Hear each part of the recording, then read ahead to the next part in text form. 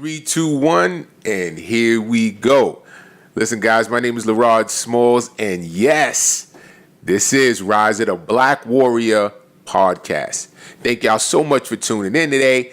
I'm going to dive right in like I love to do, and I'm going to share something from my experience last night with my wife that hopefully should open something up for you, especially for the husbands, but for you would-be husbands and for some of our queens out there that are checking this out.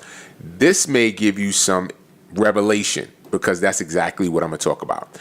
It's my revelation from my meditation about my date night last night. You want me to go back over that? I'll do it real quick. Hey, it's my revelation from my meditation about my date night with my wife last night.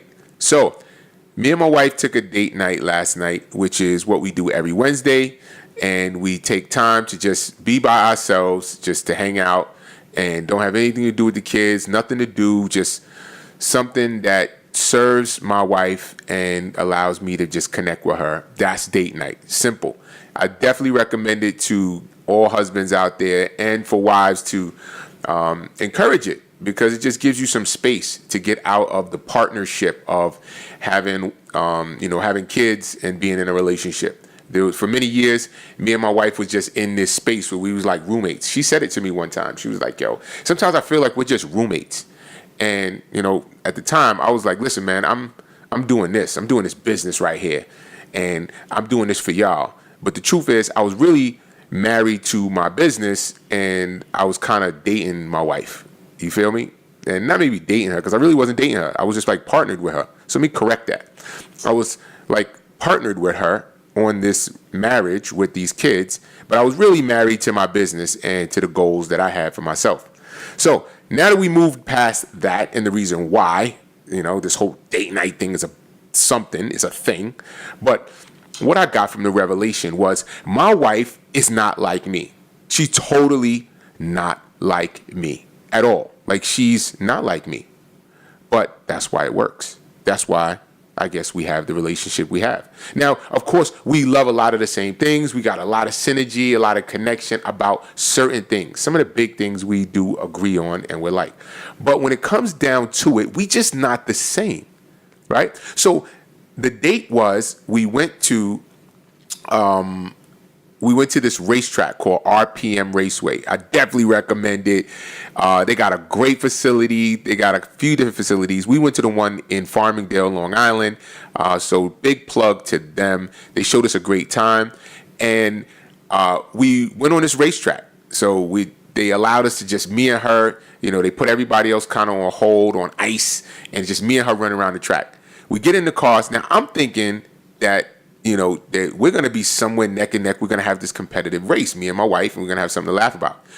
Yo, we get in these cars. We take off, right? I let her pull up right next to me because I started out in front of her. And I said, all right, pull up right next to me and go. And I'm going. I'm not even paying attention. I'm thinking she's behind me. A few minutes later, I'm coming around my first lap. I'm seeing her across the track, like in front of me. Like, I'm lapping her like ridiculously. Like, she is driving Miss Daisy. Like, she is driving so slow. Like, I'm coming up behind her in the first lap. So this is crazy, right? And I'm saying to myself, like, yo, what is going on? Like, is her car working well? So I get up behind her and I realize she's just being cautious. So I say, maybe she just needs to get the track together. So I'm speed by her and I'm like, all right, this is her first time in a race car. I've done this a couple times. She just got to get it together. So I zoom, I squeeze around her. Boom. Lap after lap, I realize she's just driving slow. She's cautious. She is concerned. She watched the little intro video telling her not to bang into the walls, all of this stuff. And she took that into her heart and was like, yo, I can't touch the walls. I can't touch a car. I got to be super cautious. And she spent her 15 laps driving like somebody who's 75 years old. No offense to all of my 75-year-old listeners. However, y'all get the point, all right? Now, this basically reflective of a lot of things in our lives, like me and my wife. I'm an entrepreneur. I'm very business oriented. I see things every way in terms of business. She doesn't. Okay, she is, necessarily she's a housewife. she takes care of the home, the house, my family, us. She used to have a career in working in a hospital, and she was a financial coordinator. She was really successful at it. She loved it. She made good money. But once we started having kids, it just didn't make sense for us to have somebody else raising the kids, the children that we love, and we're both out to work. So she just made this commitment, and I totally love her for it. I could not have done it, but she did it. And she said, okay, during this time, I'm going to just put that on pause, and I'm going to be all about making sure that you and the children, are all together. And that's what she does. So everything she sees through this lens of mommy taking care of children or wife taking care of husband. And I see everything through this lens of entrepreneur, take over the world, like make money, grow the empire, or, in Black Warrior King, lead these men, lead a tribe. Like, that's what I'm all about. And because of it, we see everything different. Our perspectives on things are different. Personal development is all totally different. But because of it, she now sees things in a way I can't. She sees blind spots in me that I can't. She sees the world in a way that I can't. She interacts with the children in a way that I cannot. And our differences is what makes it freaking amazing. Now, do I wish she was more competitive on a racetrack? Hell yeah. That would have been fun. But am I going to be mad at her? Am I going to, she's getting teased. Like, all right, let's get that straight. I'm not playing games. I'm teasing her. I'm posting online. Yo, your racetrack game is whack. You know what I'm saying? My wife's racetrack game is not popping, but she's popping. And because she's different from me, and because she just sees things different, she races different, she has different things that she likes to do, or she does them differently, I should say. It doesn't make it bad, it just makes it different. It allows her to be a different way. She'll be more cautious when I'll be more risky. And in that balance, yes, we're going to find some space. So what was the revelation for me was that, many of us are looking at the people who we do business with, our relationships with our significant others, our children, all of them, because we want them to see things our way. And when they don't, we immediately make it wrong. So if you're not like me, we make it wrong. Or we say we're not compatible. Right? No, we shouldn't be doing business together, or you shouldn't be my business partner because you think of things in a different way. I bet you there's been millions of business relationships over the years that have broken up because one partner said, this business partner is not like me. They see things different than me. But the truth is that having an opposite, a total polar opposite, can be that person to take that space, fill that gap that you cannot see. Like, you can't see. We can't see everything, and we need people around us that are different from us. You have to be different in order to have a different perspective. And because of it, it gives us something special. It gives us something unique.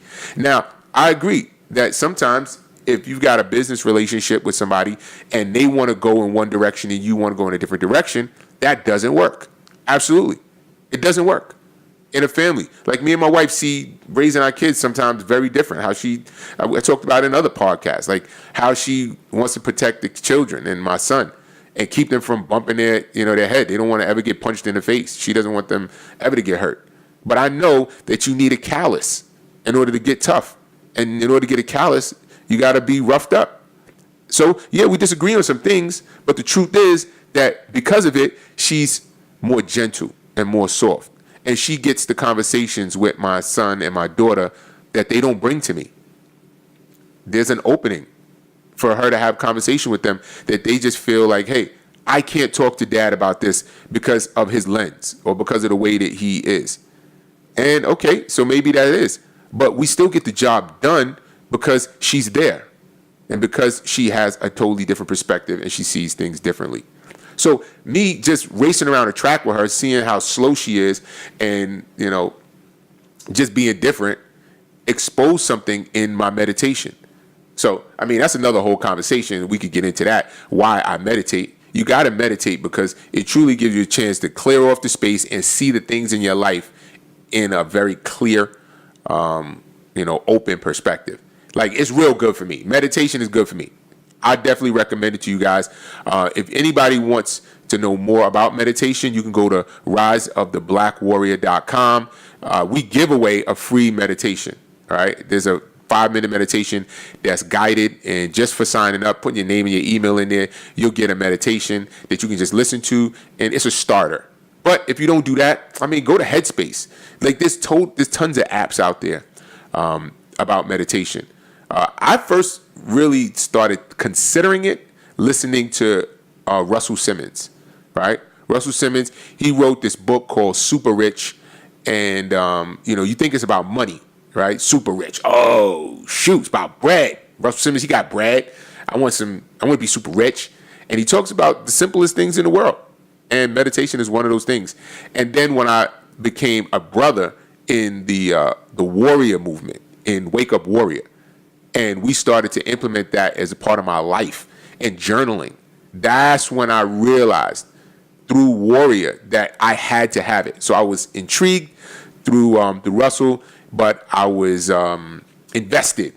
I was committed through Warrior, and then now we bring it into the tribe, Black Warrior King Tribe, and we share it in our events and our exposure through Rise of the Black Warrior. Meditation is powerful, and it'll allow you to see things like what I saw. I got to see something that I wasn't expecting to see, and and now I could bring it to you.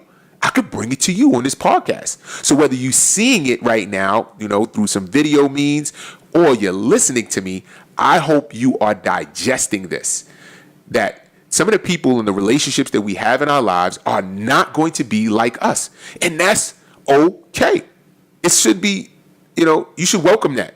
You should welcome differences in your relationships with people and the people that you love and the people you do business with, because they'll have a different perspective. And they can bring something different to the table that you cannot bring. So, yes, you should not be involved in something where you're in a space where you don't agree, you don't connect, different directions. Toxic relationships are no good. I talked about this before, and I'll share this quick story. But if you guys, and this is just polar opposite of what I'm talking about, but I want you guys to understand, because it's touching my heart to share this with you right now. Two people who are not for each other should not be with each other, right? Like, you'll know if you're with somebody, and when you're with that person, like, everything seems to be going bad, right? And I compare that to two powerful compounds, chemicals that you probably have in your house right now. If you go into your sink or you go in your cabinet, you probably have these two things: ammonia and bleach. Both of them are amazing cleaning compounds. They do different things. They have different functions, but they're valuable. I mean, who doesn't know what ammonia and who doesn't know what bleach is and what it does? All right. Both of them clean, and they're very strong and powerful, and they have a lot of use. But when you put these two compounds together, there is no good use.